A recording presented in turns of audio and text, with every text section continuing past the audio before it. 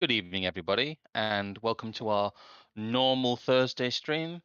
I do understand we're streaming against a few different people, but we will make this one work. I am joined by our regular guest, Evelyn. Yes, Evelyn's here. it is not Starman in the Zoomer this evening. No, it is not, because we also have Trig. Trig's back from his long sabbatical in the real world. Yes. Yeah, yeah, thank you. Did you touch grass? What were the textures like? You know what? The resolution is incredible out there. That's all I'm saying. As long as Uh, you didn't fry your graphics card. no, I've sadly going outside. As I was just saying to you guys, I've been mostly nose in books, studying, being the studious thing. Even though I am a massive boomer, I have been upskilling and learning new stuff. In fact, just Upskilling. Old rehashing dogs old stuff. can indeed learn new tricks, as it were. Old dog, new trick, all Indeed. that good stuff. Yeah. Old Trig, new dog, Trig, dog, trick, tricked. Yes. Well, Anyway, Get thanks. skills, get money. Yeah, I suppose I- I'll do the routine thanking of people for showing up for the streams as people feed in, and thank you to the members and whoever, and for those very generous people that help us with the Streamlabs and super chats and whatever else. yes, It's greatly yes. appreciated, and it gives us an extra driver to kind of do these streams, I suppose. Yes, we do. It does help having the beer money. Mm, I do need to send you the beer money for May still. yeah. I do have that. I put 120 quid spending money between the two, which is good. So that'll be going towards your successful Mies Institute fundraiser thing. Yeah, I Again, learned the other day that for the whole week it is business casual, so that just got a whole lot more expensive. But oh no, it will business work. casual, We'll not make it. business casual. No, Anything no. but business casual. Is that like a 90s suit? Like the Uh, really horrible no. loose 90s suits. Well, no, Yeah. I think they Uh, mean more just like no jeans, no trainers, no no, shorts. I know what you mean. Like what? See, the thing is, It, from what I have heard though, that bit of Alabama basically gets to near 100 degrees Fahrenheit and is ridiculously humid. So you would want to wear summer clothes. But the institute itself has such great air conditioning, obviously because of the amazing patrons it has that give it large amounts of money. So they have the best of the best air conditioning, and it's like 59 degrees Fahrenheit in the bloody, lecture is, hall. It'll be frozen. is it going to be loose-fitting Clinton-esque pantsuits for Oh you then? no.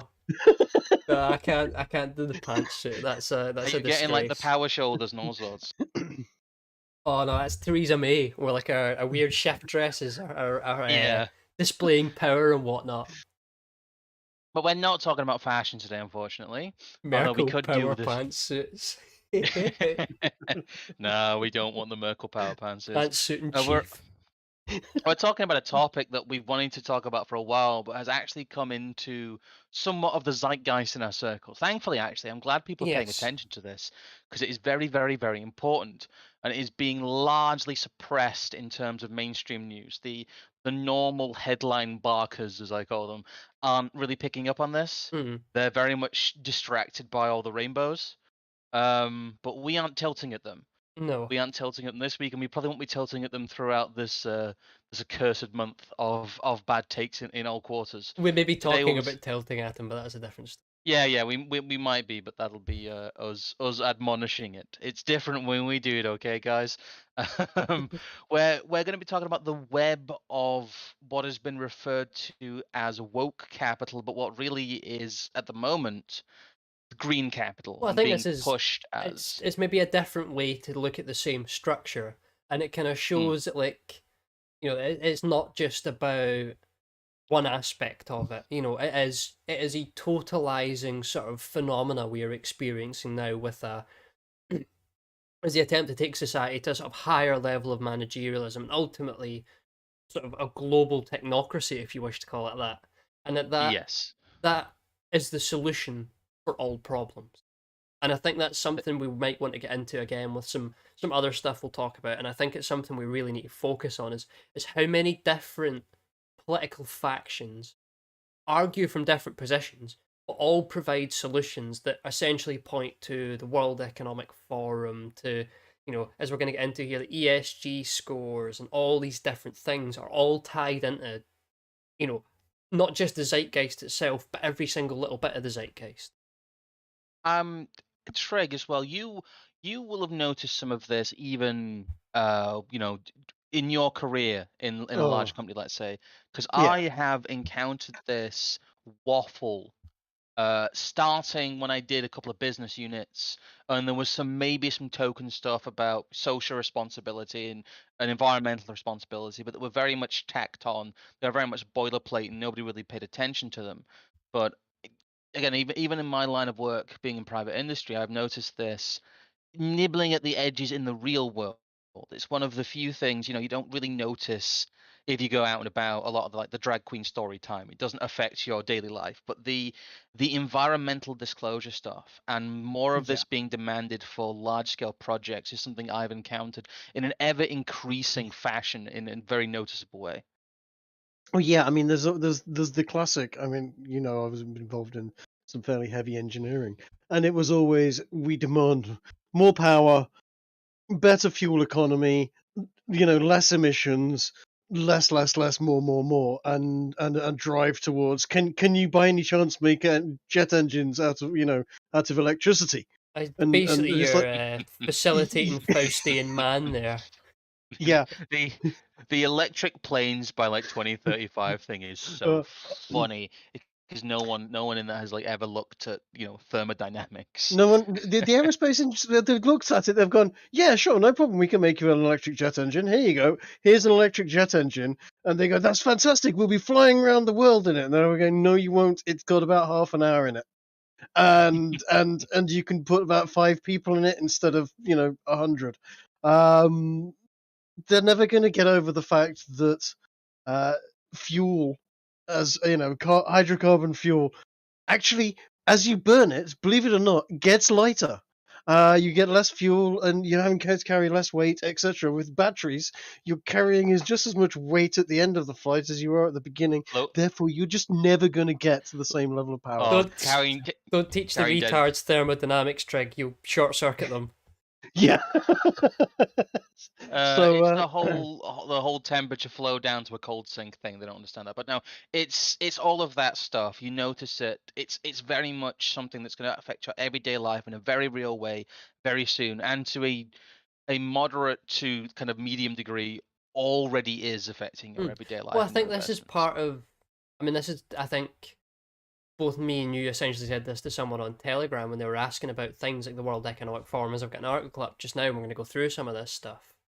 But I think part of the reason why we are being shown this stuff, we are being told that we have these articles that are meant to be sort of not necessarily like PR operations because they don't really seem like PR operations, but they are a way that they communicate to the lower level managers and people in society who need to be on this stuff and need to talk about it to make it successful. You're people who are in HR organizations who have spent 20 years talking about like creating a good corporate culture and being Yeah.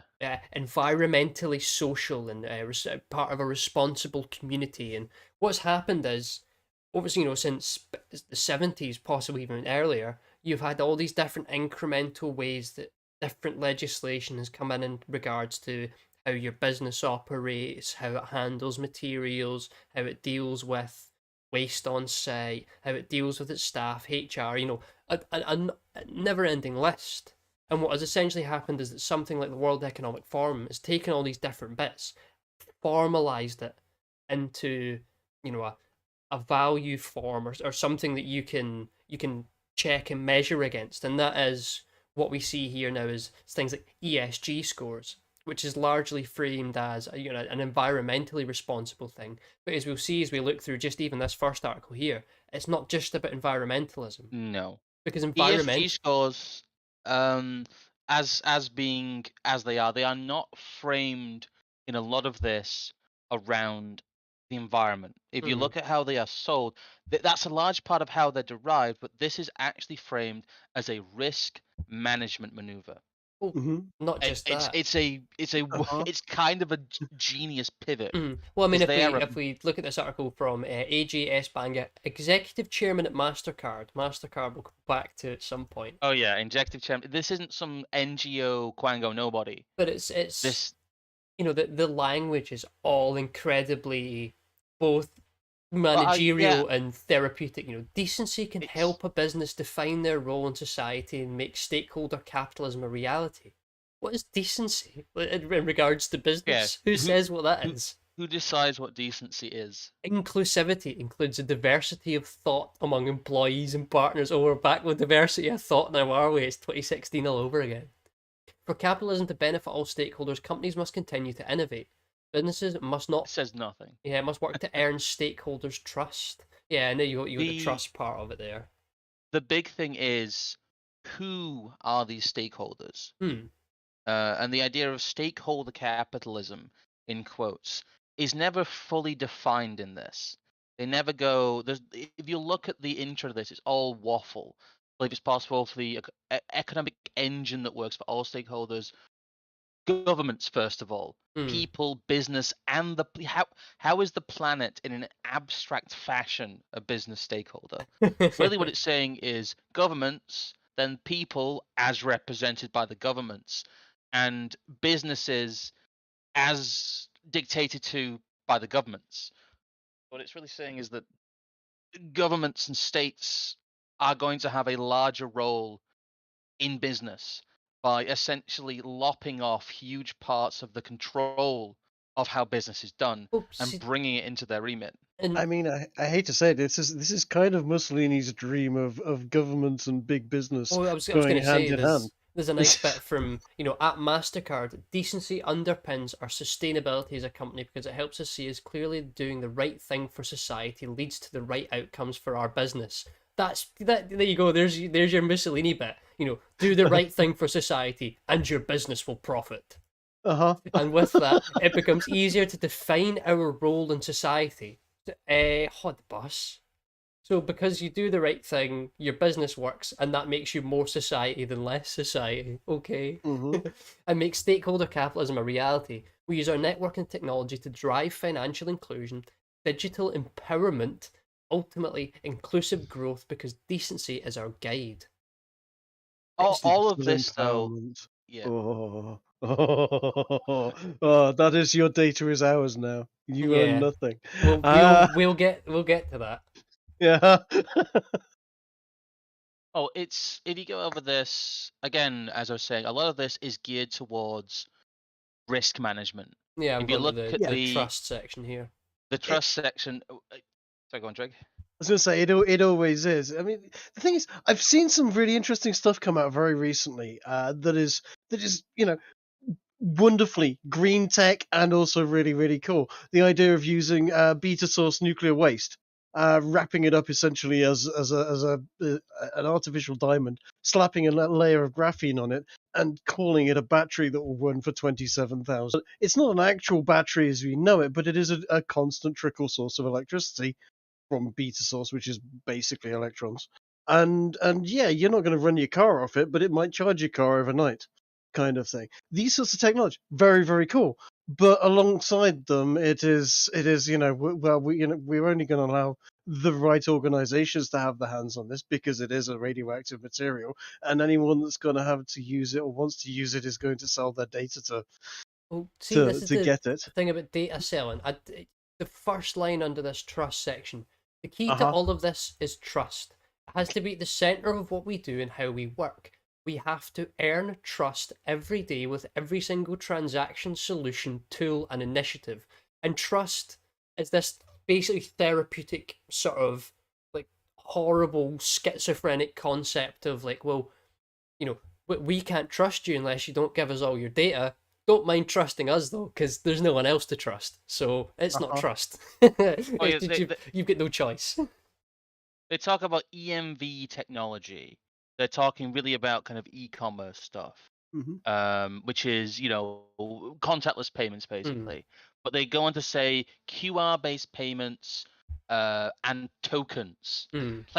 The crypto's in here already. Yeah. We are also working to ensure blah blah blah. No person or link chain is exposed because you don't have the resources to keep the whole system. They're selling again the social credit score Yeah. stuff Like as look at the security and risk management, but also as the PR arm of it is we're going to save the planet with Look, this. they've got Mhm. their wee Mastercard graphic here, and it's just like, companies must have, well, best in class security and privacy practices, transparency, control, accountability, but then social impact. Companies should use their information to identify needs and opportunities to make a positive impact in society. How can the people who require a positive impact in society consent to that? Where is this notion of trust when Mastercard just takes all your data and decides to rework your energy credits or your Yeah. DWP payments or whatever? It's to use one of their terms. It's open book accounting, but it's only one way. Mm. They want to see Yes. they want your books open, but you're never going to look into their books. You're never going to see what they're doing because that's all Well, protected algorithms and all that's data protection. We can't sell that because someone might steal it. this is from 2020 when it was really just a hypothetical proposal. Mm. The Yeah, next one we see here, It's the audit um, board one I've got up. UK's new yeah. ESG law. What you need to know. This is pretty recent. it's This this. one. Well, there's the World Economic Forum one as well. That's the second link in there. I'll That quickly get that one up then. Yeah, stakeholder capitalism. Over 70 companies implement the ESG reporting metrics, and we can get into. I think this is a Oh, good introduction to what what's happened ESGs to that? are. It's the second one in the document. Yeah, no, I've opened it up, but all I have is this little bit of text here. That's bizarre here. I'll put it in the chat because it's on my screen here. Are they just deleting this in real time? Very possibly. That No, no, no. happened. That happened with some of the stuff I had up before at one point No. from This World is. Economic Oh Forum. God, it's gone. Yeah, that's just gone. They've just broken that bit of their site while we've been looking at it. Hypernova rendered token 0. Thank you, Whoops. webmaster at World Economic Forum. You have broken your Well, website. now, why would people who want to run the world have a dodgy website that doesn't work? Let me actually get you an archive of this, Archive. Yeah. because luckily I have archive everywhere. Very Yes. good tool, guys. I just search archive everywhere. We will make It's in the sure chat now. to replace some of the Yeah. broken links with archive links, because I have you put the notes up as a The community post? the notes up. There is a community post. If you guys want to read along with this, there's a community post which are the notes for the stream. Mm. So if you go to the community tab, you'll be able to get up the notes for the stream. So yes, we will not eat the bug. We will not drink the corn syrup. Right, there we But go, yeah. we sure will Stakeholder have the capitalism. bug. Thing is, that one said before over 70. This is only over 50, so this must be an earlier Yes, it version of the is. article here. I'll make sure this is showing right on OBS. This now says I wouldn't adjust it too much for that. Uh, yeah, this now says 70 rather than 50, but the live version But appears to be it's gone. some size of companies though. KPMG, Yeah. all these massive, fintech and like chemical companies, manufacturers. Why would they? Why would these massive companies want to sign up to a regulatory framework that might be difficult for their competitors to take hold of? Well, as we're seeing with this is from, I think it was updated in 2022, but this article itself, I think, is, published September 21st, 2021. So this is a year old. We see the trajectory here that they've proposed it. They've got voluntary sign-ups from very large organizations. Well, I was going to say there's a further bit down here. Since January 2021, more than 120 companies have shown their support for stakeholder capitalism and ESG reporting. Companies which have adopted this approach include Accenture, Bank of America, Eni, Fidelity International, HSBC Holdings, IBM, Mastercard, Nestle, PayPal, Royal DSM, Salesforce, Schneider Electric, Siemens, Total, UBS, Unilever, Yara International, and Zurich Insurance Group. So basically about the third of the world's international capital. It's gone up by about 50% from this. So basically most of the kind of the Bilderberg partners and the top level Well, of that's what they're that. saying. Lastly, they are contributing to their communities with nearly 140 trillion paid in taxes alone. For those Oh, confused, he looks ESG terrible is there, doesn't he, old Schwab? he Did does look really bad. he needs a ESG bath? is a term that just stands for environmental, social, and corporate governance, which is the boilerplate way of saying that instead of just reporting financial metrics, instead of reporting your financial performance for your shareholders, you must now, and it is a must as we'll get on to, report your environmental factors as defined by the government, your Mm, social impact, and your corporate governance, which is new speak for the fact that your HR department, which now must now essentially inform on you, not just to the mm. government, but Well, in public that's why I on put your diversity metrics like and on the UN Sustainable Goals as like part of the thumbnail or the wee different bits of it, because what this is essentially the integration of the UN Sustainable Goals into like a global fascist capital takeover. yes.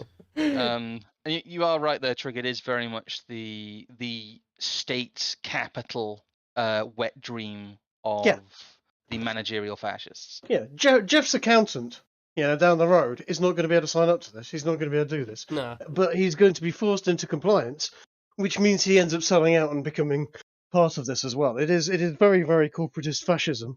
and The little guy need not apply. In fact, the little guy may as well just sell his business. well, I don't know if we want to go for the Financial Times one or The UK and UA ESG law, because because obviously that's when these things are no longer optional, what they do is they just write them into law. Yeah, yes. yeah.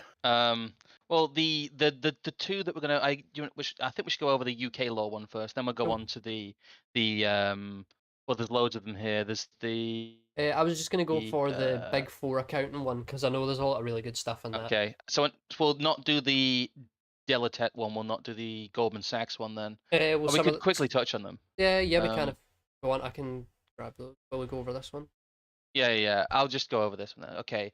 We've seen the pipeline here. It's 2020. The World Economic Forum is talking about this as a hypothetical, as a wet dream, as where they would like things to go. 2021, we see that on a voluntary basis, some of the world's largest companies that are part of the World Economic Forum, part of things like Bilderberg, who are the leaders of this managerial corporate globalism, have signed up for this because they are the ones who really are pushing for it. It's a two-way framework between governments and large businesses. They both want this. What we see now, this is from March 2022, this year. This is a law that's been proposed for a little while, but it does seem to be being fast-tracked very quickly through the UK legislature. Mm. So yeah, UK's new ESG law, what you need to know. With businesses turn their attention, the thing is, it's always framed as being business led. It's Yes. always being framed as this is already happening, therefore we're codifying it. Well, yeah, But it's like a higher level of the fact that like, well, people want gay marriage, so we'll let them vote on it. It's businesses want this. Well, no, it's the fact that businesses have been told for decades now that if they don't believe in these things, they won't succeed. So, well, it's very few businesses really over the last decade have taken part in this. It's mm, it's accelerated as we've seen over the last couple of years. But what we've seen is it's mostly large companies with a very large globalist interest who have been pushing for this. And now you're just being forced. It's just being signed into law.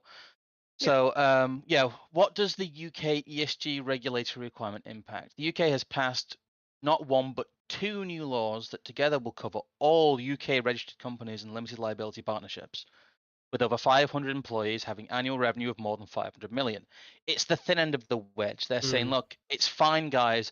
It's only going to apply to big corporations for now. We always know these things trickle down.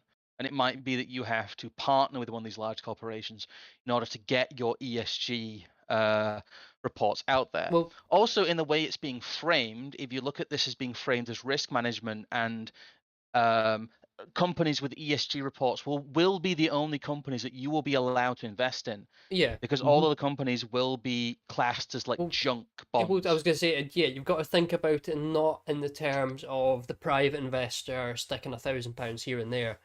For when it comes to the bigger sort of financial fiduciary media markets, and you start talking about pensions and unfunded liabilities, the really really big bubbles and the big balloons. A lot of them are based on algorithmic, as you're saying, risk based investment.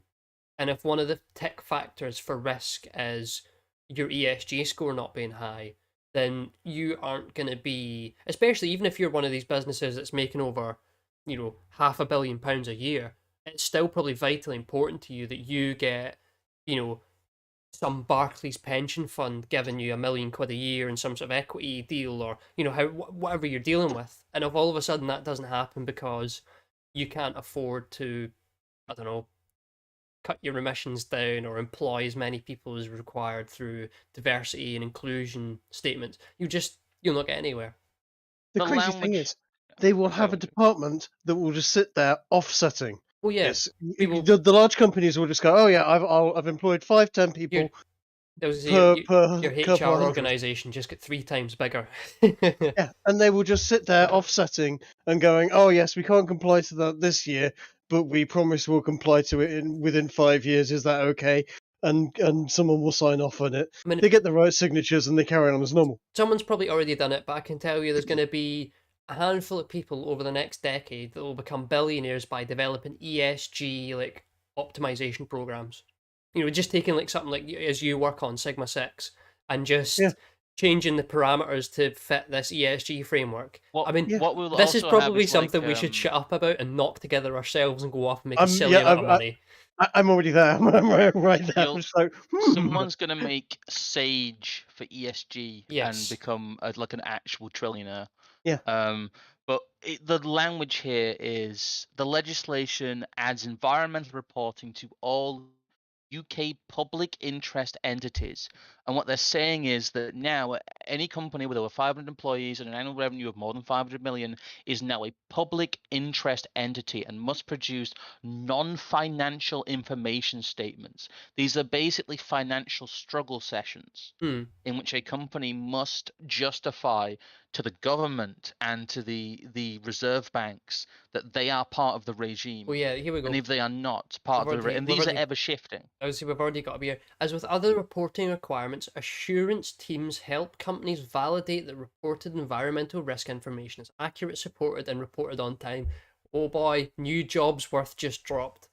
The Yeah. unique nature of environmental risk, or the unique nature of it, so it needs to be a specialised industry then. Thanks for telling us that, which means you'll need a degree for it, or probably a master's. Various organisations is the primary factor in inducing complication within the ESG realm. While the regulations provide a framework for building the reporting structure, the contents will fluctuate depending on each company's commitments, KPIs, and level of investment. Further, as investment communities continue to roll out proprietary ESG scoring frameworks, S&P Global Corporate Sustainability Assessment, Bloomberg ESG scoring, etc., assurance teams' ability to quickly provide accurate data to the evaluators becomes increasingly important.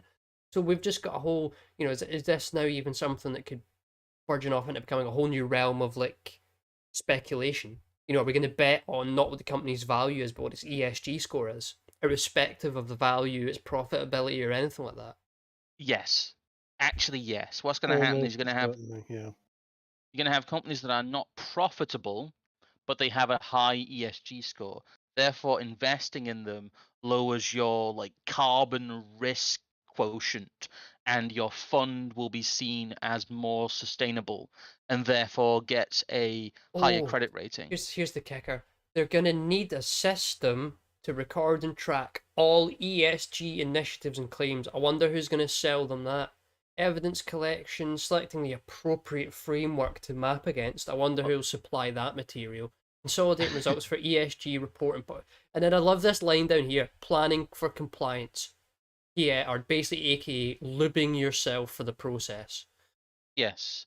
Well, we're not there yet in terms of the sources and articles, but bear in mind that these ESG scores will be generated by verified third parties, and the third parties will universally go further than the legislation requires. I've just noticed I've clicked on the Financial Times link here just so we can start Yeah, getting through some of them. I'm segueing into it. Yeah, Yes. they have a heading here. They have a whole section for ESG investing. We're already there. Yes. It's just, it's so funny that like, you know, I actually when I was going through that Cantillon in the class war, article that I'd originally pitched to the Mallard and re-put on the Substack earlier this week. For those who haven't seen it, I'm sure someone could drop a link in the chat for me. But that mentioned ESG scores in one of the BlackRock statements. However, beforehand, I'd never heard of that.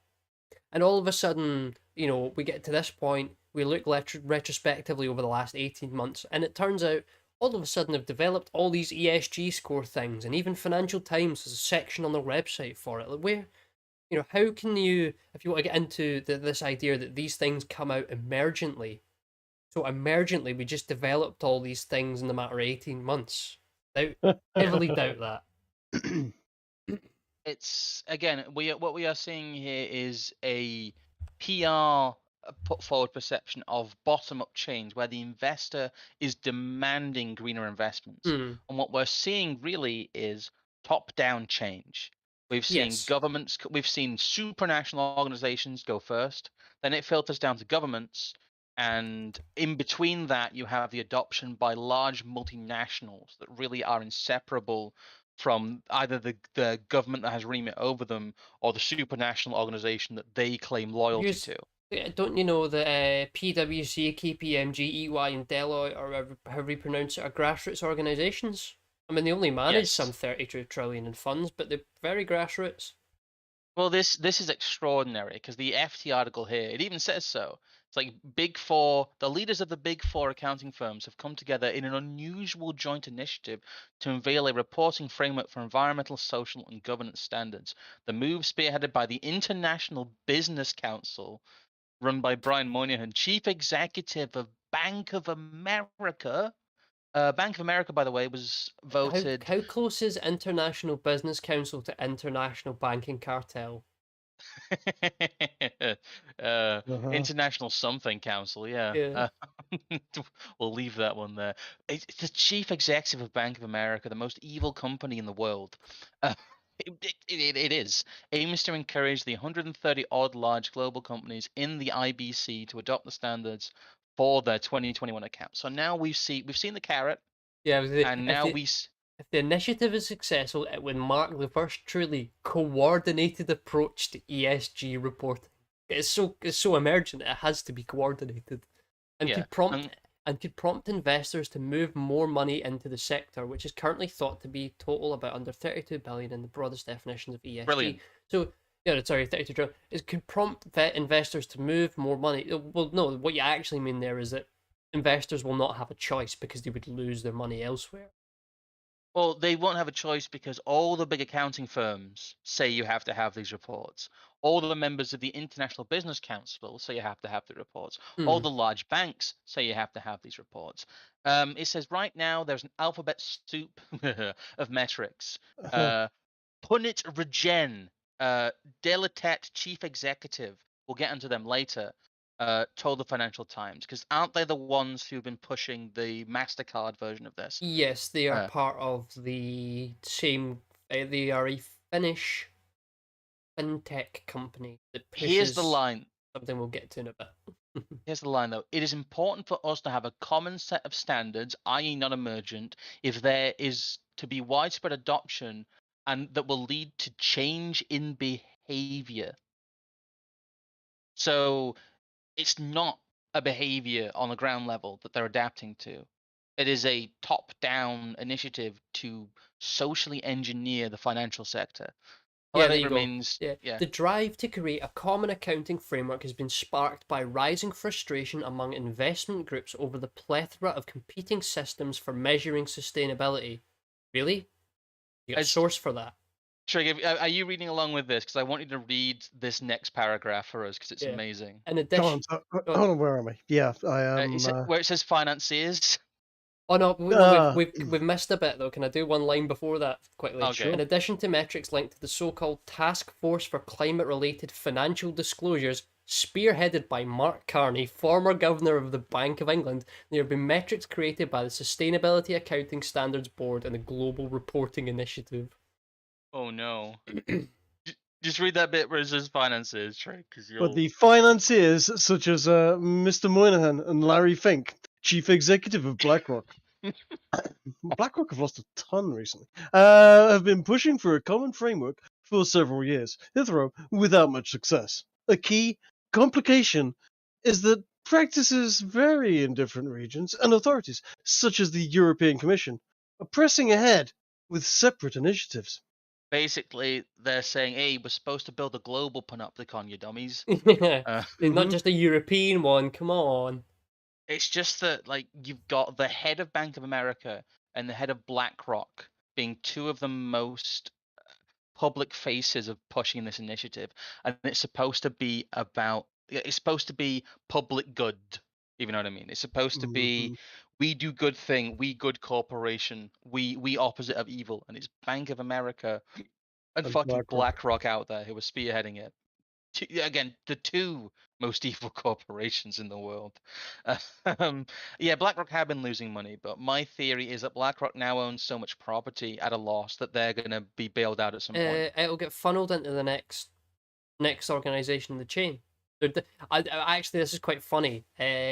What was it? The guy Dank was talking about the other day in one of his Mad Lads thing. I ended up listening to it. And it was Yeah. cooking. But the guy run this thing called something Capital, and it was essentially an organization that bought out bankrupt organizations and moved from one to the other continuously in a chain, so Hmm. that on paper it was worth billions, but actually it was just made out of the defunct, paperwork of old, bankrupt businesses that are lending to themselves in a near infinite chain. That's basically what Oh, big BlackRock and stuff like that are in a lot of oh ways. yeah.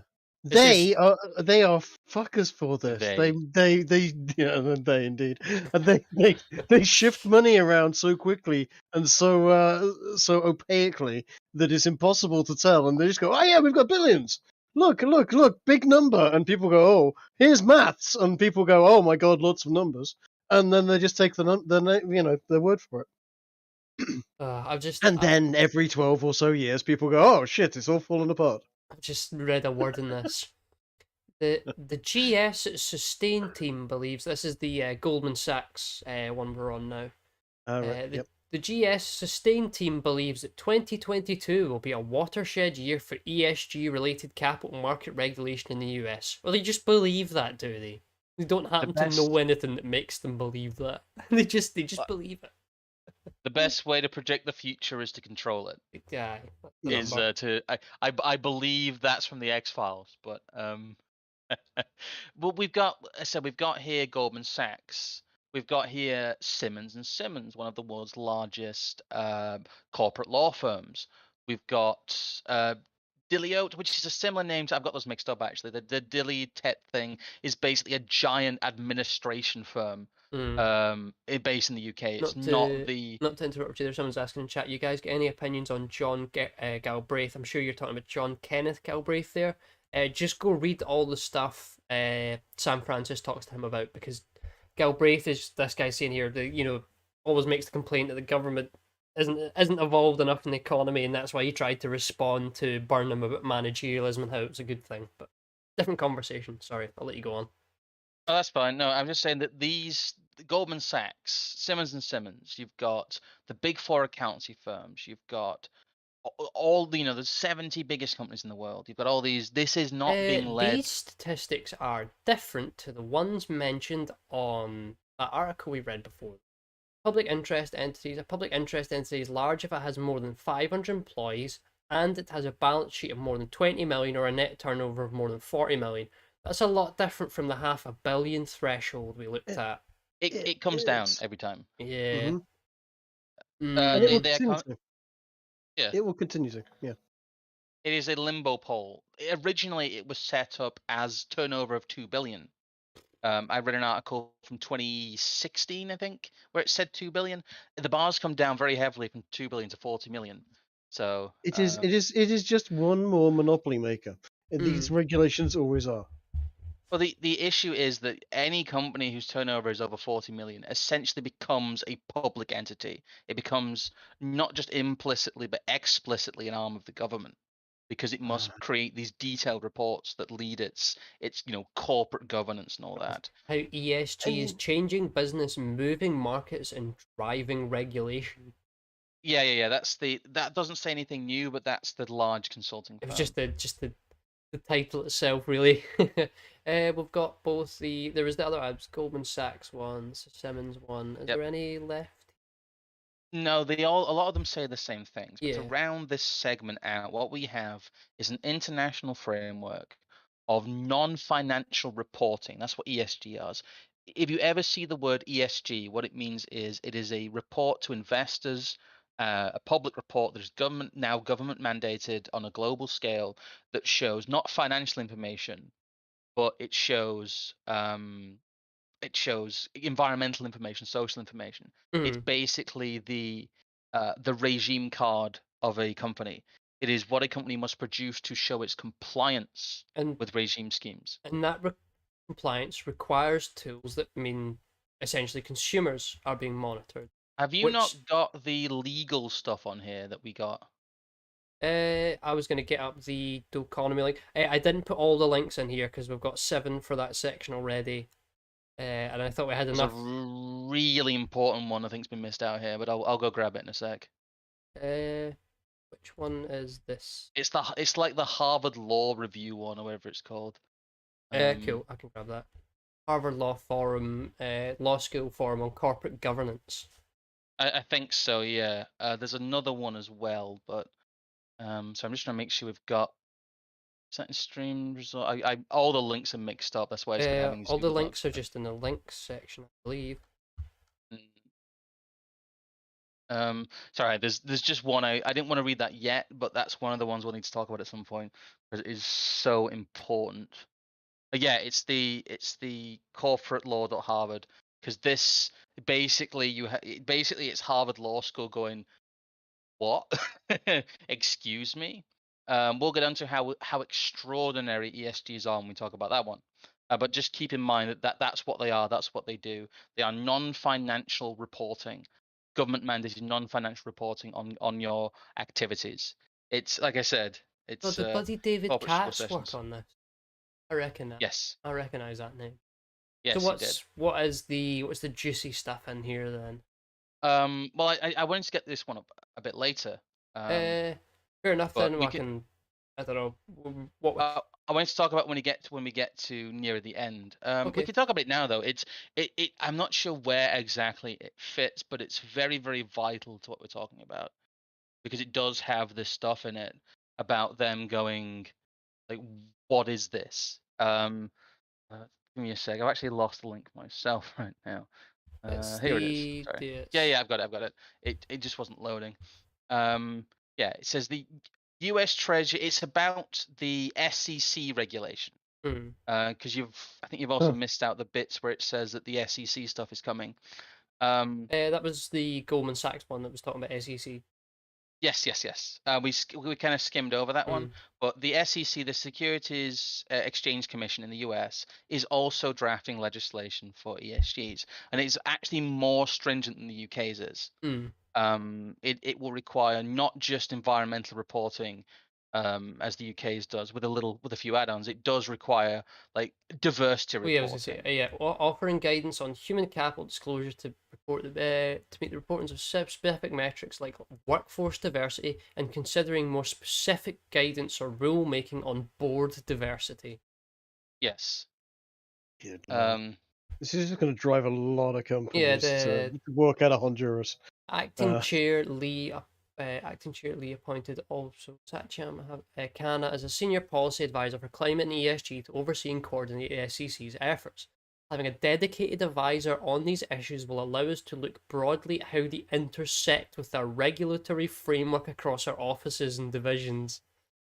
Oh. Yeah. Basically, it's presenting an open question here. It says, should the SEC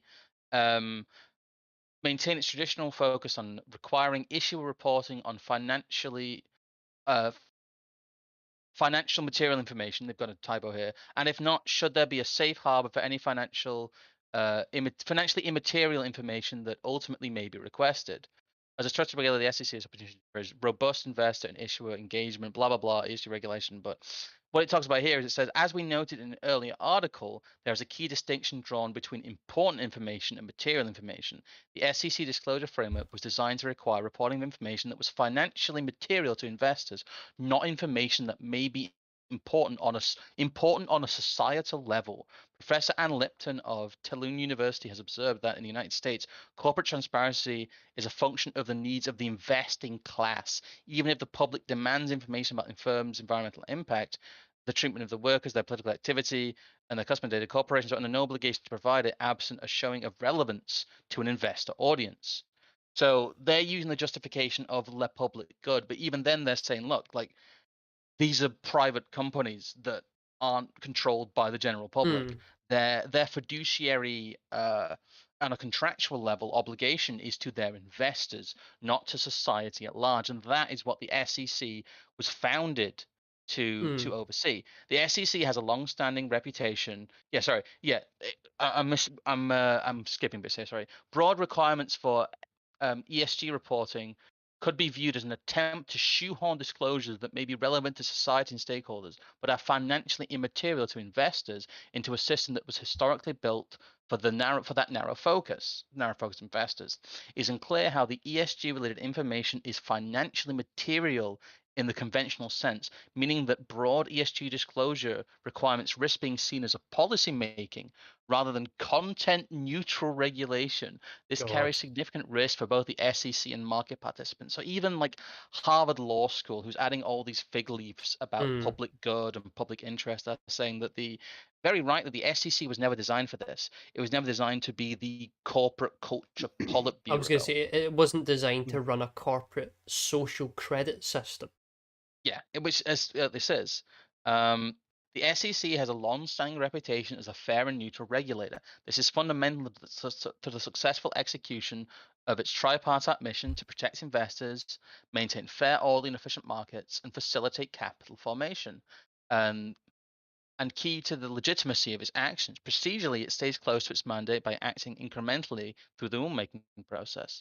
And they basically go on to just say the fact that ESGs are completely foreign to this and a very complex thing to do that will need to create, as other things have talked about, an entire industry around them where this fundamentally revolutionizes the role of SEC in American policy, where it goes from a slightly boring department of government that really just oversees the financial disclosure information to shareholders of corporations to this massive entity that oversees their obligation to society and makes them disclose ever more information, because ESGs can mean anything. You see how deliberately general they are. So this is what like Harvard Law is saying in the background. The kind of elites within their own internal debates are acknowledging the fact that this is a massive power grab by these financial institutions, in the same way that in America, you had the rent moratorium by medical rent moratorium, which doesn't make any sense. I'm going to a bit slightly further down. Similarly, Commissioner Elad Roisman recently observed that some proponents of this agency's intervention sometimes offer rationales for action that are entirely outside the realm of securities law. A letter recently arrived in my office advocating for mandatory ESG disclosures and ended by saying there is no planet B. The question for now is whether policy goals that may be considered important to society are beyond the SEC's current mandate absent legislative action, or whether such initiatives would be a natural progression consistent with recent developments in the prevailing view of corporate purpose. Whether they wish to preserve or expand it, both traditionalists and progressives agree that the existing disclosure framework was designed for a specific purpose and its current form is ill-suited to the informational needs of the stakeholders and society at large. There we go, stakeholders and society at large. But that is again recognizing the massive remit increase, and they're sneaking something in there by saying that yes, this is being done without new legislation in the US. This is being done wholly through agency reform. I don't know, Trig, what do you think about all this? Well, the SEC have been making some interesting power grabs of late anyway. I mean, I could wax lyrical about how they have dived into the crypto market quite aggressively, but leaving out Ethereum and Bitcoin. But a lot of the others they're now claiming are securities and therefore pay lots of money to the SEC. That's Cartelizing. there's a big lawsuit going off at the present moment with regards XRP on that one, on that front. Yeah. So the SEC are power grabbing in a big way at the present moment. There's an awful lot of people think that they are no longer fit for purpose as a result, because they are overextending themselves well beyond their current remit. And frankly, there is no planet B business. Yeah. That's what I would call mission creep be to the extreme. That is not what Oh, they are there for. I've just spotted the incredibly little Schmitty line they've dropped right at the end here. While no outcome will satisfy all participants, it is essential that the decision-making process be viewed as legitimate both by the regulators and the regulated. Yeah, Yeah. it's imperative that power is seen as legitimate by the ruler and the ruled. And Yes. don't think that it's just the big corpos that are getting their carbon social credit score, because Doconomy and MasterCard sets global standard with carbon calculator. Yep. We'll get to the ground. We're filtering down to the ground level now. Yes. Yeah, I would go through more of this article, but it's frankly really badly laid out. So I'll grab another one. This is from Globe Trender. We were talking about it. Doconomy is the Yeah. world's first credit card with a CO2 cap on spending. And there you go. Your little card's got your the all-seeing eye. You have number 13 on the the UN Sustainable Goals on climate action. They're literally staring at you. Oh, do they think we're fucking stupid? No, they just don't realize. They don't think you can do anything about it, and they're probably right. Yep. They don't mind rubbing it in your face at this point. It's fucking nightmarish. Here's the fucking crazy thing: is that the likelihood is that a lot of these positions and maneuvers that they're doing with regards to carbon regulation, there is the very grave danger that they will cut carbon emissions so much that there won't be enough CO2 to sustain. They want to bring the dinosaurs back. That's why, because they're all fucking lizards. Yeah, but you need a lot more CO2 in the air to do that. You need a lot. If we keep on cutting CO2 in the atmosphere, we won't be able to sustain plant life. They will literally bring about the disaster they want by a lot of these measures if they See, go Evelyn, we're too over actually the the tallest top. farm in the world. Yeah. Alex Jones feels a bit of a meme, but he's actually kind of right in that Yeah. we historically have seen much bigger fluctuations. And I don't want to get into any kind of scientific debate because this isn't at all about science. None of this is. But all of it is bunk. None of it makes Oh any yeah. sense. Oh yeah. None of it, even within its own framework, it all falls down. Yeah. And Seven. basically, anyone who And it questions these agendas is a climate denier in the same way and it that they are doesn't labeled a and it doesn't Holocaust matter denier. anyway, because it's not just weird Swedish folk that are doing it. Nat West now has a carbon tracker. Well, Track your footprint with our new app. Oh, An fuck off. important thing we missed here is the economy isn't a Swedish fintech firm. It's actually just an arm of Mastercard. Well, Mm. that's why I was saying I should have pointed that out more. That it's basically an arm of Mastercard, so they can develop this technology without actually being part of something they have to disclose as being Well, developed themselves. we went down a bit of a rabbit hole with this one. It's the next section we're going to get onto after this, Hmm.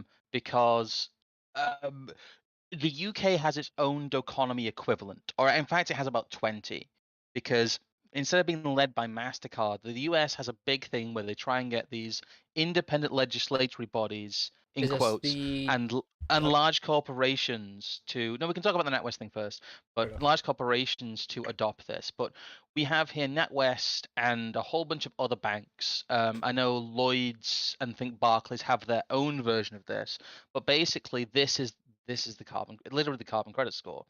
NatWest has it. It keeps bothering me in my banking app to set it up. It has like, yeah, the nudge unit would be proud. It has like nudge notifications. Oh But God. what we have here is it literally your carbon credit score, your carbon footprint, and it is a huge intrusion of financial data by a third party. Um, you have to, by definition, track every single transaction the population makes in order to give them an accurate carbon credit score. So this gels very well. We'll get onto it again later with the central bank digital currency stuff. Well, You can't do this without something like yeah, a central that's what bank I was going digital to say. That currency. the sort of idea of a blockchain based social credit system or social credit sort of database, as we have discussed before, and I would hope people are familiar with, as we, because I think we've brought it up several times now, because frankly we see it everywhere. You can't avoid it. As you're saying, it is a prerequisite to develop these sort of disclosure systems, both on the level of corporate accounting software and also on the level of the individual consumer. Uh, I will not eat the pod. I will not live in the bug. And people are saying we must ride the bug. Getting Should we very go Dune in for here. the links 12, 13, and 14 then? 'Cause I know this No, is no, no, no, no, one. no. We need to go over. Yes, sorry. Yes, we do need to go over 12, 13, and 14. Just sort of Um, the order we're putting them in. But no, this is uh, this is one you looked into a good bit. There seems to be well, some quite interesting stuff about this. they'll be in reverse order. Actually, I'm afraid. Ah, right, okay, fair enough. That But makes sense. it'll be yeah. 14, 13, and 12. How aware of this are you, Trig? Has your bank tried to bother you to give them your carbon credit score yet? No, no, my bank may try because I'm sure they will. In fact, I bank with NatWest, so we've already seen that they are working on a new app. But no, they can take a flying leap. I do not use a credit card. I still try to pay with cash largely where possible these days. Now we're outside of COVID and people are starting to accept cash again. I am spending Germs. cash. Exactly. I'm spending cash and I'm spreading my germs I have around to to admit, people. I do have the perfect excuse for every single homeless person that asks me for some change, though. I do just turn around and say to them, well, I'm sorry, mate, we live in a cashless society. Ugh. That was kind of amazing when you did that. I just do it all the I'm time like now. I think it's they're gonna hilarious. they're gonna Jeez. whip out the little PayPal, the little card Yeah, readers. they're gonna have like homeless people gonna have QR codes on their bloody foreheads, and you walk up Mm. and scan them. Oh dear. We're Got, gonna got any Ethereum, mate? I need to get the bus home. yeah, you got any Bitcoin? Oh, no, they're gonna call it Bitcoin. They are. But here's just how emergent this whole thing is. No one was talking about this in 2018. It wasn't part of the conversation. People were still getting over, watching crab in bucket videos, and Mhm. like circle jerking still about getting the feminists out of video games. That was 2018, and they were talking about the midterms, but they weren't talking about this stuff. But this is where the roots lie, because where did this come from? Well, the Financial Conduct Authority, which is the UK equivalent of the SEC, really. Ran in 2018 something called the Green FinTech Challenge. Um, in October 2018, we launched the pilot Green FinTech Challenge to support innovation and growth in the green finance sector as part of the government's Green Great Britain Week. Oh no, the bonkers Britain stuff is back. Um, the challenge was open to startups, incumbents, and technology providers that met our eligibility criteria of assisting in the transition to a greener economy, benefits UK markets as consumers, the need for innovate services. What a weird phrasing. The initiative offers support via the most appropriate avenue for the successful applicants. The regulatory sandbox, which basically means we tell you what to do. Direct support, which is money. The advice unit and bespoke green finance cohort engagement, which is also just money. Successful applicants, applications were closed in 2019. Applicants were asked to provide information, blah blah blah. Here's the people who won uh, direct support. You have Barclays, who have an impact investing ecosystem platform, blah blah blah. Fund managers, they basically have the same thing, like a carbon credit score. CoEnergy.app, a platform that automates the setup and management of shared registry services for community energy projects. As far as I know, that doesn't exist. I looked that one up. Kogo, which is what we just talked about. Here we go. Here's Kogo, an app that connects consumers with businesses that align with their social and environmental values. So let's go to the next link then. Kogo and the Well, Green do you not FinTech. want to mention one of these other Well, oh no, we'll go direct back to support this. firm? A specific one Um, called Energy Mine, which will come up later. Yes. A tokenized rewards platform which incentivizes consumers to adopt greener lifestyle changes. Oh, how could Hmm. that go wrong? Here we have Kogo, Green FinTech Challenge case study. Kogo Oh, helps users understand and offset their carbon footprint via an app. So they basically just go on to describe Kogo as the default provider of carbon credit scores in the UK. Yeah, we provided Kogo with one of our regulatory tools, an informal steer. This set out the definition of an account information service as described in our handbook. Basically, what's happening here is the Financial Service Authority is setting out a very detailed brief for what they want. They're getting a third party to come in, carry out that brief, and then they're saying, look at all these independent green fintech firms who've sprouted out of the ground that we just so happen to have steered every single part of their creation and also financed. well, yeah, this is sort of an attempt made at, like, scattergun shot and copious amounts of fecal matter against the wall in the hopes that Britain becomes the new, Silicon Valley, but turn it green, some nonsense like that. UK new fintech hub 2025. This will be all the crap we get as this stuff gets distributed from This managerial outlets directly out into the mainstream. This is how the consent is manufactured, though. This is how the Hmm. sausage gets made. Because if you go onto Kogo's website, their little first spiel is carbon footprint management products that enable individuals and businesses to measure, reduce, and offset their impact on the climate. And everyone will just Take go, oh, well, action now. yeah, everyone will say, oh, well, it's purely voluntary. These people are just putting their money where their mouth is and trying to save the planet. But as we've seen, it isn't. This is now a regulatory requirement. So the government, the Financial Conduct Authority, has gone to these businesses and said, create these tools. The Hmm. government has then gone, look at all these green finance firms. The public must want tools for corporations to disclose their climate impact and social impact. And And then at they've this, gone, and at the same time, this ESG framework is being pushed upon. You know, the big four accountancy firms have taken it yes, on, so everyone underneath them will need to take it on.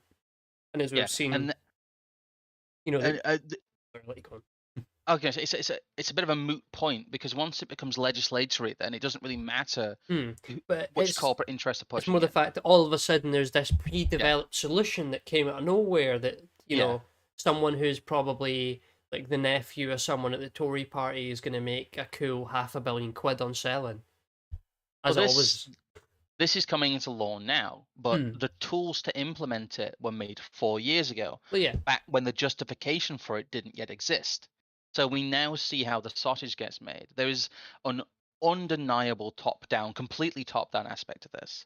And we can see that when they talk about the demand from consumers, that is purely manufactured by them, funded by them, and the brief is set out by yeah, them. there you go. At Kogo, we know that measuring carbon footprints is only half of the challenge. Consumers and businesses need personalized, relevant nudges to help them take action on reducing their carbon emissions.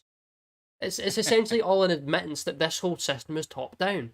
That's why they developed a system for the banks that the banks they will then use to impose upon you through your Mhm. Doconomy credit card or your NatWest carbon cap on your debit spending account or your savings account or whatever it is. You know, I love that phrase. Measuring carbon footprints is only half the challenge. Consumers and businesses need personalized, relevant nudges to help them take action. Yes. It's again, it's nudge unit language. So Mm. we've speed talked for a bit here, Trig. What's your takeaway on Well, this? those nudges are not going to be polite. Oh, you should think about doing that. It is going to be do this or else. You know, we will garnish your wages, sorry, take just take capital straight out of your bank, etc. the line here. We are privileged to be working with 7 of the world's leading banks.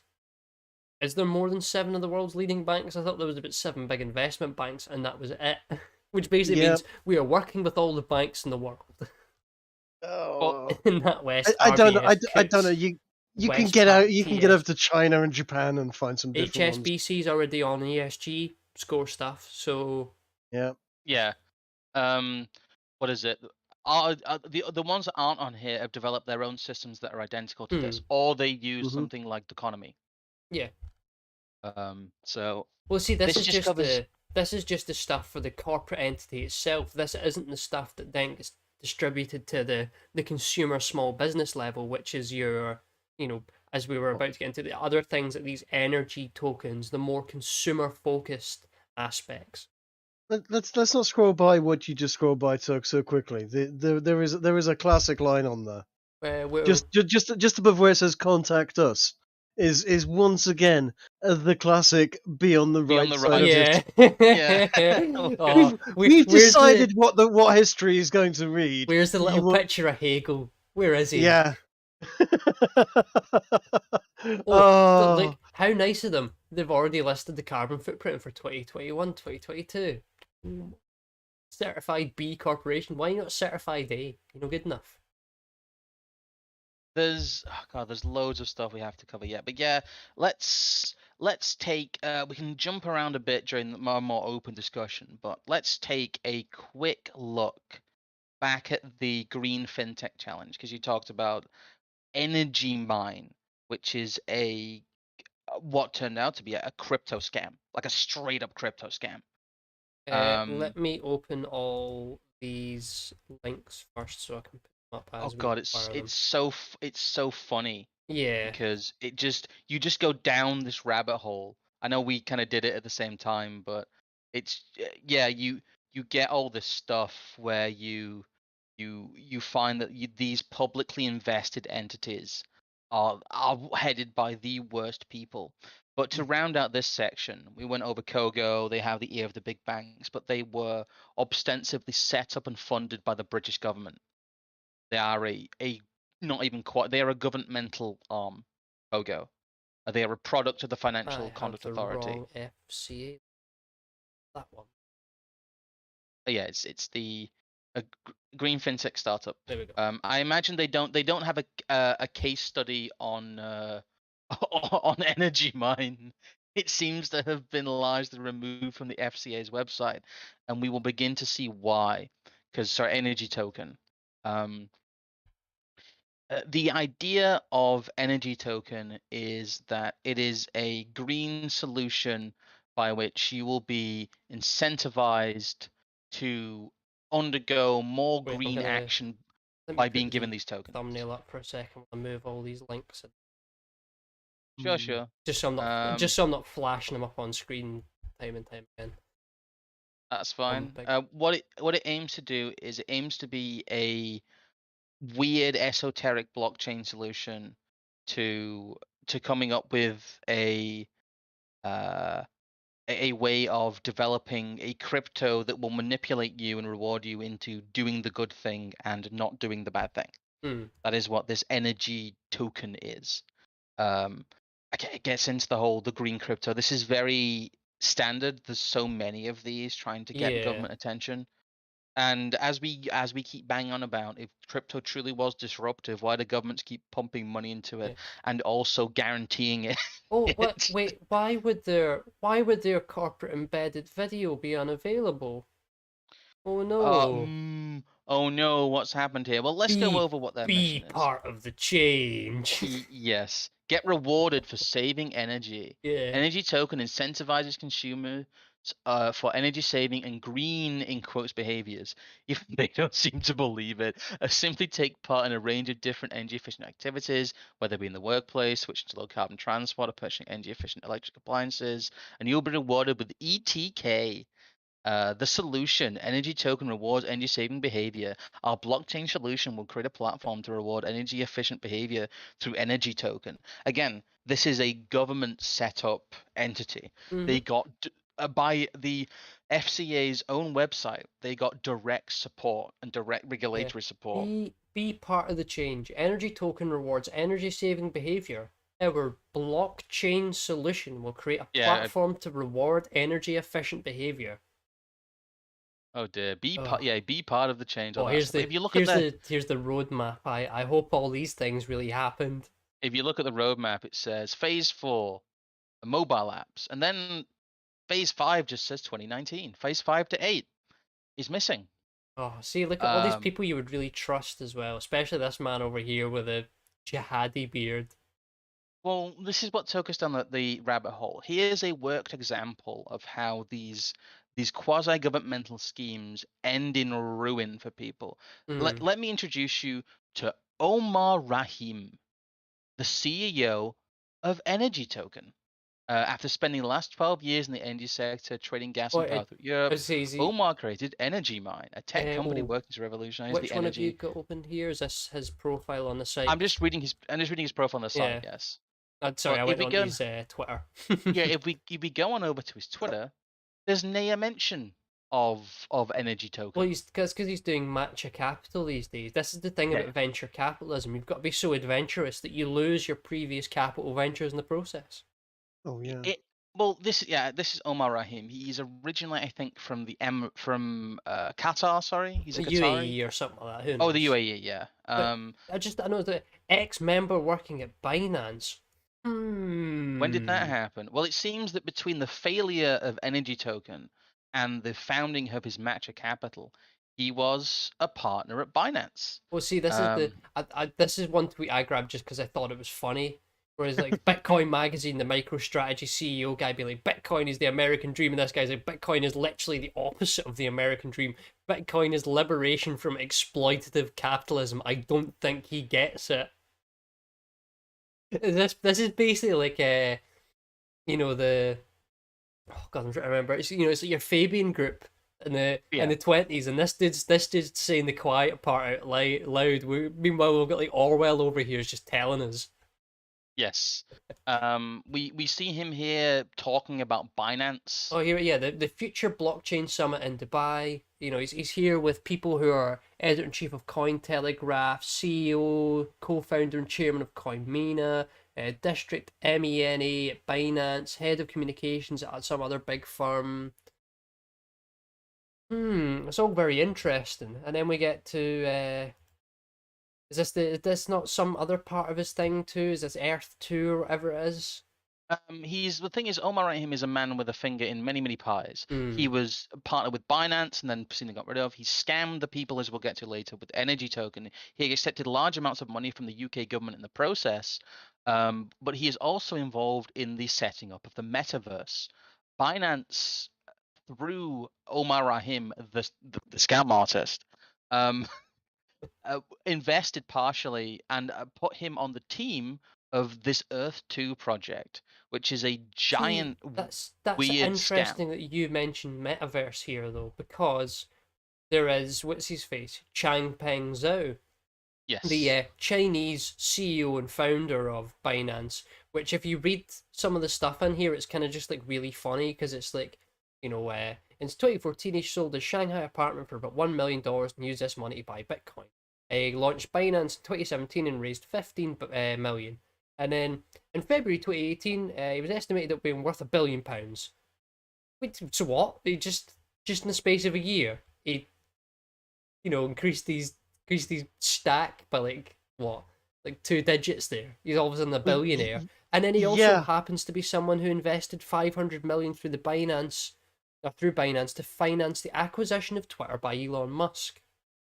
Now, Mm, is there any possibility here that, as I have said, and I'm going to continue to say, that it's likely the buyout of Twitter is some sort of weird ploy to further cement Metaverse's market superiority? That there's probably some weird stuff going on there, but I don't know. It's just like there is no context sometimes to these people's stories. He is just no. some Chinese Canadian guy that set up a Bitcoin trading platform, and now he's worth $1 billion, and he's throwing money at projects left, It's right, the and same. center. And he's If we working with go to the tweet by Mark Mark. Mack there, yeah, he's tweeting at Mr. Omar Rahim, Hmm. again, a recipient of the Financial Conduct Authority's Green Initiative kind of competition. He directly received taxpayer money to set up this scheme as an explicit green crypto scheme. He says, "Do you have any response to Hotep Crypto?" Sorry, that's funny. Crypto's What? announcement a lot of people invested in energy token and need answers to where the 15 million US dollars has gone. Oh, sorry, Um, I forgot to make a joke earlier on. Earth 2? Damn, I suppose Earth really was that good. does Energy Mine know about this failure? You can't just report everyone to Twitter who raised question. Basically, he was reporting everyone who put it up. Yeah, But so this what guy's happened like, was, I have an announcement to make about Energy Mine regarding blah blah blah blah and Omar. This project's paused on hold. The reason why they are out of money. How do I know this? My partner was part of a group. They pitched this to the summer for funding. How did they run out of money? I can only speculate, but most likely they kept too much of it in Ethereum, and we know Ethereum tanked after the ICO hype. They also did spend some on development for sure and had big dreams. Why is Omar not communicating this to his followers? I believe he's trying to keep a very low profile because Energy Mine is a legitimate company operating in the UK. Rules are rules are fuzzy around raising for an ICO in the UK. Where is the initial money raised? It's all gone. Why am I well, posting this? Because ICO investors have reached out to me with their concerns. I viewed their Telegram chat and it's radio silence. Omar owes it to his investors to be honest. well, why we're Oh, raising this again? This is a UK company based in Oldham and Manchester, actually. mm. That was invested in by the Financial Conduct Authority under the auspices of green capital, and it has been used by some internationalist from the UAE called Omar Rahim to scam people out of and 15 million and pounds. you can be damn sure this isn't the only one. There No, will, Oh, I reckon, if you went looking for these, there is probably dozens and dozens and that have been and we've scrubbed. there's a web with Binance and Earth too, and this is where all this money is coming from. This is what all these people are doing. None of this is emergent behavior. They are all in bed with governments to create these social nudge crypto projects and things like the metaverse and Earth 2 to put you in Yeah, the pod. Energy Mine raises another £4 million. This is one from 2018. Based in Yes, Oldham has raised the remaining 4 million of its 12 million initial coin offering, having raised 8 million during the pre-sale period. Blah blah blah blah. Yeah, there's not really too much mentioned. Yeah, no, there is. Energy Mine has also announced that it's opening offices in Japan, the United States, South Korea, and Germany. Uh, this Uh, is just a good case study because if you go to Energy Mines Limited's corporate listing, it is in liquidation. The company is currently in receivership, what Americans would refer to as Chapter 11. Their confirmations, their taxes are overdue, basically. do you They have reckon not this is even a submitted property accounts. they own? Do you reckon if you went to like the 683 to 693 Wilmslow Road, Didsbury, even exist? I've checked it does, but I think it's a residential One, property. two, three, four, Fake Street. It That is currently again. a cost. It is currently a Costa Coffee. Um, Seems about the yeah, right place for somewhere like this to be run out of, though. See, this is it's just though, this is nothing new. When all of like the early, both in Britain and in the UK, or sorry, Britain and the UK, Britain and the US, when they first started massively subsidizing the development of wind turbines, solar panels, the yes. amount of money that, especially in Obama's government and all his friends, every single one of them's now an eco fintech pioneer that's all worth $150 million because they basically extorted money out of the government to not develop some kind of new wind turbine or some kind of solar panel or some type I'm of sure water you saw turbine. some of that as well, Trig. Mm. oh, all sorts of stuff. Yes, it's I don't know how to put it. It is kind of nightmarish the amount of yeah. I mean, that's going back to the fact that this is coming out of a Costa's coffee. So much stuff in London, so many businesses are just non-existent or trading out of nowhere, Mm-hmm. don't exist. The amount of scams, and the amount of scams that seem to sort of originate in the Middle East by somebody that then disappears into the Middle East, and Well, you never see it again. this didn't originate in the Middle East. This was financed by the Financial Conduct Authority, don't you know? Which is Yes, even yes, but funnier. it's yeah, I know, but the Financial Conduct Authority is is not going to be the one scamming. It's the guy. No. It's the guy doing the scamming. He's just conned them too. It's so common. It's so common. We have not fit for purpose governmental organizations that have huge amounts of money and power and no way of actually controlling what they do. It And seems that Omar Rahim is one of these kind of weird international Brahmin class people yeah, who never gets his debts called in, and who always has a golden parachute to whatever gay globalist project is currently going on. And hmm these are the people that they use to, like, one, stuff each other's pockets, and to defraud the taxpayer of your money, because this project got taxpayer money, which is yeah, insane. But it's we wanted to give you a ground level worked example of how the sausage gets made. Some of these succeed, most of them don't. And the ones that succeed whilst being heavily subsidized are what they use as an example of the bottom up consumer demand for this capital. All these ESGs and things are justified by initiatives like Kogo, like Energy Token, like Economy, all of these things. They talk about market demand, and then they use that as justification for regulation. And all of it is completely fake. There is no quote unquote green finance revolution going on in the public sphere. People don't care. They just want to make money. it's not just they Um, don't care. I don't think actively don't want it, hmm. but daren't say anything because they are sat there thinking, "Am I the only one?" It is another classic case of the silent majority. You ask how many people do you need to ask about what's her face, the nutcase Swedish chick that was telling Oh everyone how God, dare you? not Greta Yeah, Thunberg. Greta Oh Thunberg. no, not the thumb. Every everybody thought she was ridiculous. Yeah, but nobody wanted to speak up and say it out loud. And you'd mention it, in private corners where you knew you were unlike mind. But you go down to the shop, you go down to the pub, and you mention it, and someone will sidle up to you and go, "Oh, I know what you mean."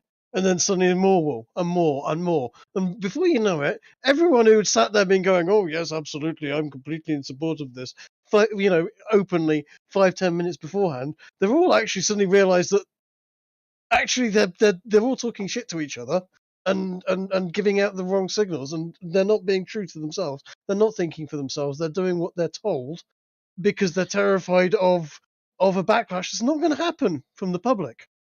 That There's backlash will happen from the press. It's going to happen from 10 or 15 you know wankers from the BBC, and that's it. And they're never going to find out me, well in a pub in the the Midlands somewhere. the problem is that the backlash will come in the form of their reduced, social credit score. Yeah, That well, now, yes. Now, they once it's digitalized, that's it. You're done. uh, what's being celebrated here really is something that has essentially already happened. Is the problem? Hmm. Mm. As I was saying earlier on, we have all these differing components of these systems, and essentially it's all just been wrapped up together and formalized in one piece. And then because of that, we are now told that this new thing has arrived, and actually it was there all along. Yep. It is always that way.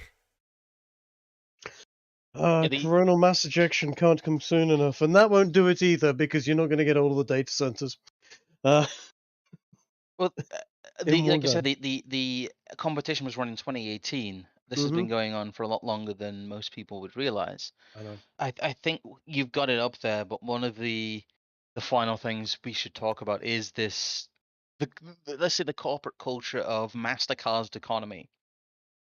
Because they are leading the way, they are leading by example, and Economy is the world's first company to publicly share individual carbon footprints of their employees as an educational effort. Imagine being told that, I like, mean, by the way, to if you still want to work here, all of your financial transactions must be essentially public. this is David D's level shit. Like, this is actually spot on the kind of thing he was talking about. And I actually saw someone throw this sort of notion out the other day, and it's obvious because it's what we're talking about. But, you know, not only is terrorism an excuse to fund and expand the security state, so is the economic crisis, Hmm. so is racism, so is anti-racism. Like, everything is a reason to fund a social credit system. and Well, all just comes into one big kind of thing. It's almost, it's one of those things that if it wasn't for the fact that I don't even know how to describe it, it's like you couldn't write it. If it's someone told you all of these things culminated into the one solution, and that you were told day in day out that that solution was going to be implemented, and it had already been implemented anyway, you'd think you were mad. it's once again it's open book accounting, but whereas open book accounting was supposed to be, company A works with company B to sell them products and services, and company B buys those products and services, and they both agree on, on everything else. That's great on an even platform. But where it's open book accounting, you will make your entire life transparent to us, or we will take your money from you. We will take away your ability to own capital, I've just own noticed the property. That is not that is the without wanting to go into sort of power dynamics. We are drastically on the weak side of that power dynamic. no, just the term education here. They must mean it in the Maoist sense. Calculating Yeah. your individual private carbon footprint is a great way to kickstart your own education around carbon emissions and which activities in your life that contribute most heating our planet. Our aim has been to create a tool where many can easily relate the activities to their everyday life and discover where they can make changes that will lower their footprint. They're gonna fucking add a fine on this for all the mouth breathing folk that put extra, water vapor into the air because they're the cunts making the fucking air hot, not CO2. Yeah, I know it's H2O. But no, 70% of it. this isn't. If there's no mouth breathing tariff, then this system isn't fair. Tech. Well, you've got here, it is the equivalent. If you scroll down to that little iPad thing there, Mm. I'm trying to get the image on its own, but it's this guy. I'll get it Everyone up so looks you can. very fake on this site. It is quite Yeah, funny. I'll put it in It's the alright. I've link section. opened it as a separate image. Yeah, open it in a new tab, the image. But it's just this is you described it very well as it's a struggle session. It's an Hmm. environmental Yeah. struggle session. And here he is with his, 2463 tons of CO2, down 13%. My impact commitment. Oh, I will he's reduce got his reduction goal. I will reduce my impact for next year by cutting down on unnecessary and non-sustainable transport. A reduction goal 20%. Like what are you just like getting on a plane to like kill some penguins for fun? Like I- most people don't undergo what they consider unnecessary transport. Yeah, I was gonna Most say people don't. that James Merry person in chat is entirely right, and it's not just this dude. Look at these two here. I'm gonna zoom in. Do these not look like AI generated like comp images off of like LinkedIn profiles or something? These three I people here. refuse to believe those are real people. Those are not real people. Like I refuse to believe it. I'm actually starting to with the AI stuff and everything, starting to buy into some of the empty internet theory And stuff. none of the yeah, Mhm. some of this shit is completely like fake people behind it. I felt about that like with a lot of the rewilding stuff we looked at. I Yeah. went deep into some of those websites and looked at all those people who were part of the top board or the organizer. Some of them exist. Some of them are just LinkedIn profiles with no data. Yeah. By the way, James Murray's right as well. They're gonna try and push people not to have children with this. Oh, would you not already see like the metaverse, replacement for children and stuff that they're gonna have?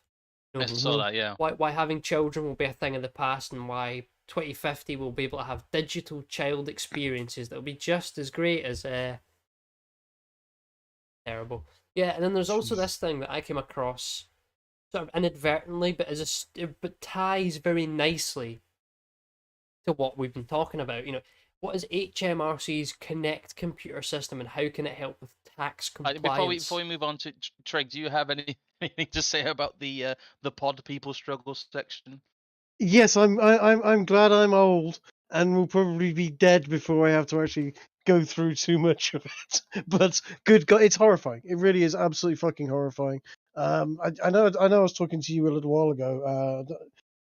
That I've been seriously considering literally just selling up and buying a chunk of historic forest and setting up a log cabin within You that. get an Uh, A-frame. No, the government will make you rewild it. They'll Mm, come down and knock your house down and say the Scrolls live here now. yeah.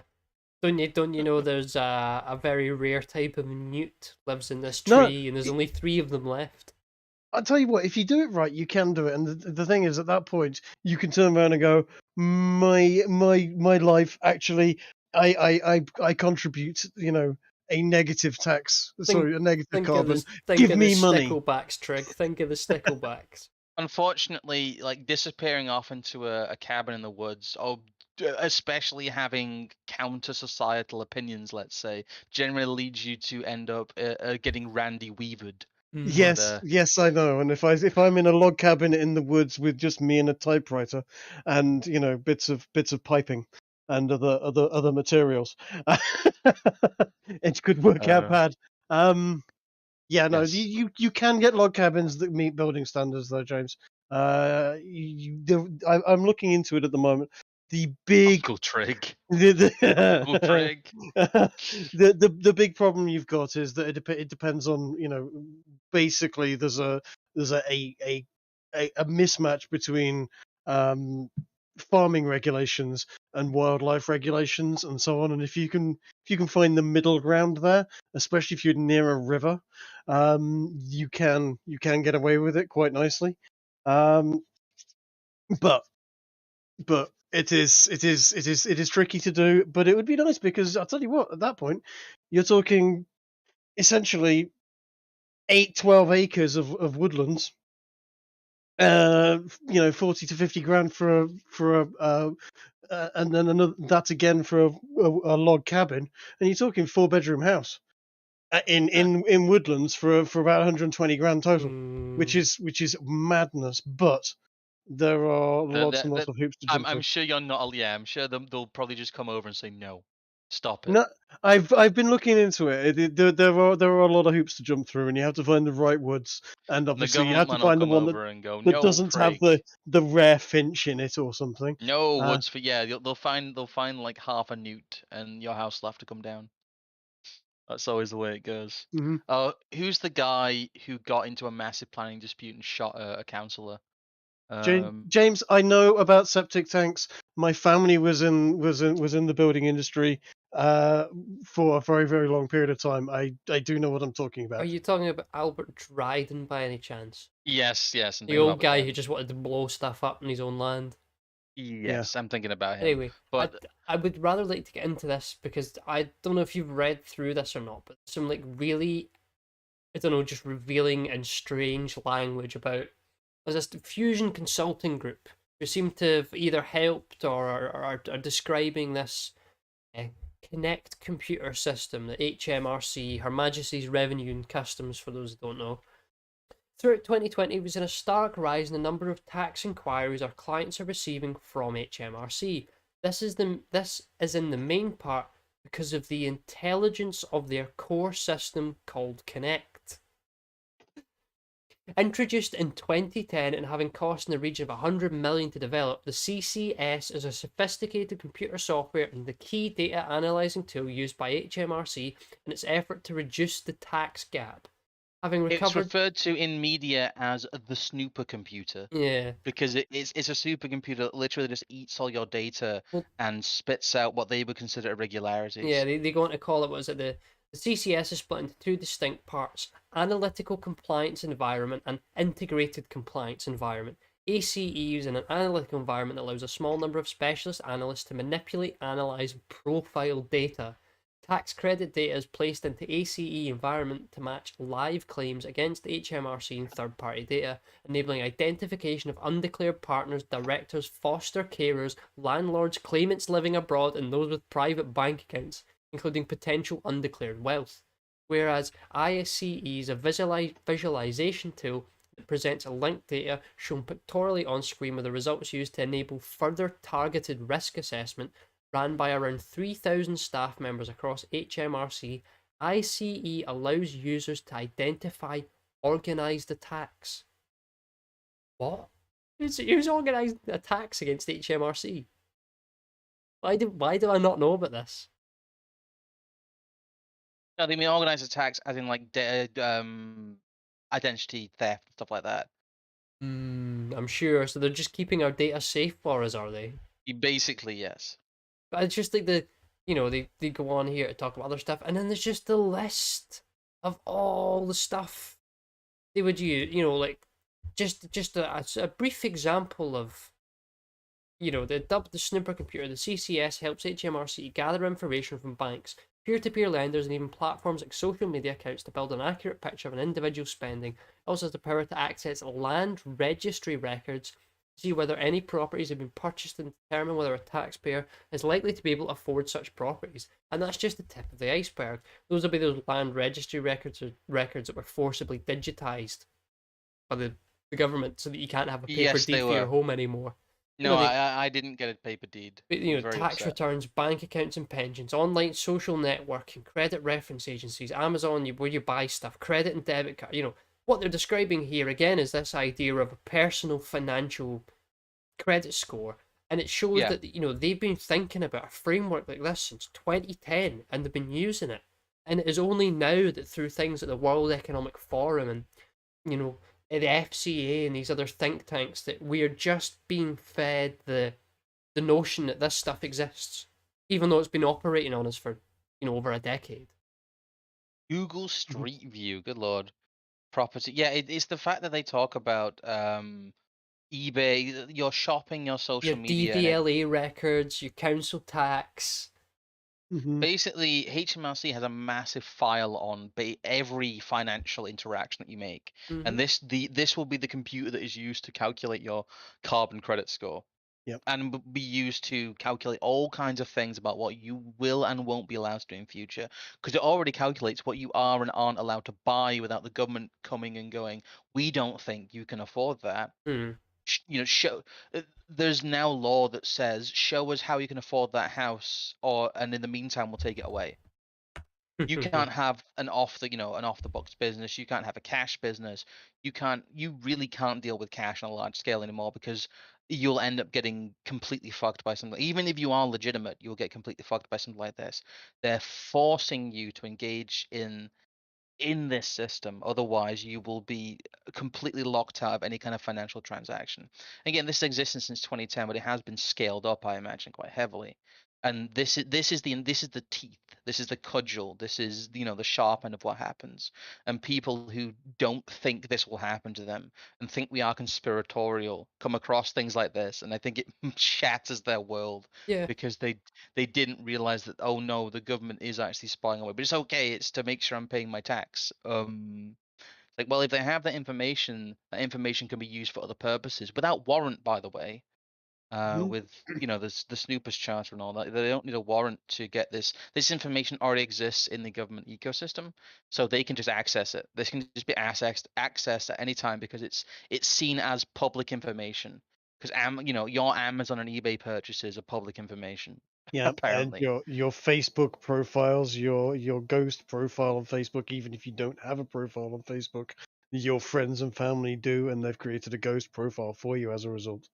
Even if you And were completely offline and your auntie Jean goes, "My nephew just bought a Ferrari," yeah, you'll have HMRC rapping on that.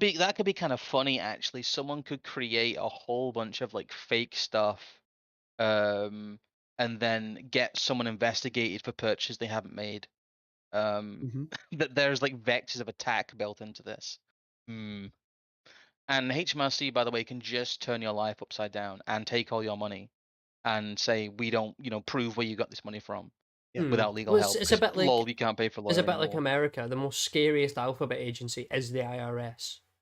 Yes. Basically the same here. yep, Uh, I think that's everything covered, though. I don't know. Do you guys have any rounding out thoughts?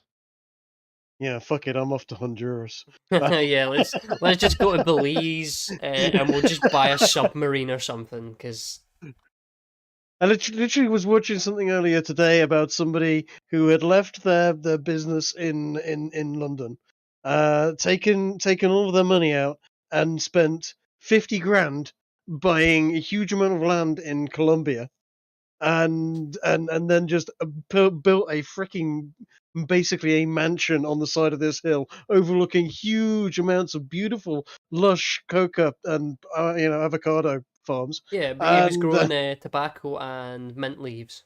yeah, and yeah, Because just gone sod it. that's how I'm they taking make my half a menthol million or cigarettes. whatever. Yeah, just taking their I think they've got about half a million after working in the city for God knows how long, and yeah, just retired out there in their 30s, just gone sod it. I've got enough money to live like a king in Colombia. Until you get murdered by the local Juarez Well, cartel or something.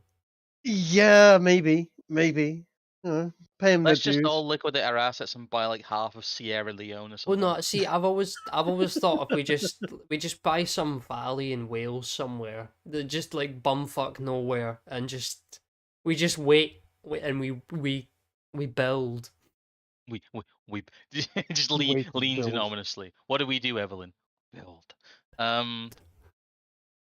Well, I think that's everything we've covered. I'm not Yep. sure we have much to shill. What I will do is I'll do the normal stuff in that Oh, we've had that's a donation which I want to I was read. gonna say, let us not forget Epic Ninja's donation there. Yes. Epic Ninja said the guy who got done for having the anarchist cookbook but got let off was just given 2 years in January. Even lawyers can't say the laws are dumb anymore. Yeah, yeah, he got let off, but they did basically decide to lol, you're going to prison anyway, because he had the boilerplate. Like he might as well have had like a Limp Bizkit record. It's like it's edgy teenagers' first edgy book. Yeah. But that can land you in prison because Britain. Um, Jeez. Apart from that, we do have the Telegram still. Yep. That is still a thing. I'll put the link in the chat here. It is where you And can find us nowadays. I think we're starting to get to grips with it a little bit as well. yeah, we are. It's nice that you Yep. aren't limited to the style of posting that you are on Twitter. And I'm gonna Yes. refrain from posting. I might even just get it up because it's funny and I keep laughing at it if I can find it. That is Trig's YouTube channel. He's currently playing a D&D campaign, I I believe. am. I'm starting a new D&D campaign as well now. I've got a new group, and I'm a guest again tomorrow on that Crime Guys channel. Oh, cool.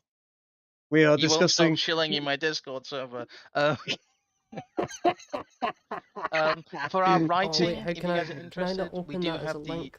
Oh, there we go. the anti-port Substack. Sorry, that was So probably really loud. you've had your canteen and class war come out there recently. Mm. So we do write. I've got like 3 different pieces in the works that are going to be quite long.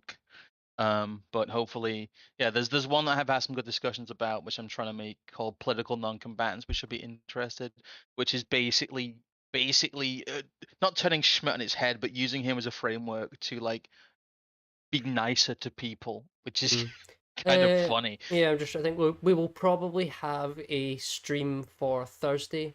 I don't have any ideas for Monday yet, and I would rather not rush something out. However, I was thinking we could maybe say between like 8:30 or between say 8 and 9:30 on Monday. Basically, kind of do like a bit of a Q&A thing and allow people to, you know, people who have gone through the backlog of some of the stuff we've done, say, since the start of the year. And if they have any questions or further sort of things on stuff, we can maybe kind of do a Q&A kind of I will thing. solicit some in the Discord and the Telegram, and we can also do a bit of a news roundup as well in between questions. So we might have more of a general kind of interaction, low key, bit of news, bit of questions, kind of a chill stream on Monday, which sounds like fun. I'd definitely be up for that. I think that's all we've got to show though. Apart from that, we are trying to get better at handing off to people who are currently streaming. Yes. So in that spirit, Radlib, there's a bit of an overlap, but we actually might start streaming a little bit earlier on Thursdays because it suits me a bit better because I don't like. I'm an old man and I like going to bed early, on a school night. But Radlib is currently streaming. If you want to go raid him, I'll put his video in the chat there. He's currently Make sure to remind them who sent you. yes. Do put Scrump raid in the chat. We will be going over there, and if you want to watch his stream, he's currently streaming about against equality, which should be nice and spicy. But yeah, this we've hopefully shown you a top level and low level of how the green capital financial sausage gets made. Like you said, next Thursday we don't have a topic, but we'll figure something out. And Monday we're doing a bit of a Q&A stream. Thank you again to Trig for returning as our. He's still a perennial guest, guys. Don't worry. Yeah. Trig's not left. Trig's still here. I am still here. I just, yeah, lot on my plate at the moment is all. Actually, you know what? I'm going to show hard on my D&D that I'm starting. I think it should be Sunday because we're doing it on 1776 America. The actual party are going to find themselves as slaves. I'm going to be playing with fiat currency. I'm going to be playing with the idea of company script and all sorts of stuff like that. And we have an organization in there called the Western Enslavement Fund, who is dead set on making sure that everyone is enslaved. No one will learn anything, and they will all be happy. This So sounds I'm like I could provide you some very good like Carlyle quotes to read out as you subject them to this kind of stuff. it is going to be brutal. I intend to kill a couple of the party off quite brutally in interesting ways. They'll be lucky if they survive. At Oh, this rate, it's that kind of campaign. it is. I've got I've got Uzlu to join us and a few others. I've got Coat Rack in there and some old friends. So it should be kind of spicy and kind of fun. But yes, I think we've just shilled everything from you, Evelyn. Uh, So yep, I will say goodbye from me. yes, I will say goodbye from me. well, it's good life. Bye from me too. Right. Thank you guys, and do remember to go and raid Radlib. Indeed. Bye. See ya. Take care. There we go. Stream's done.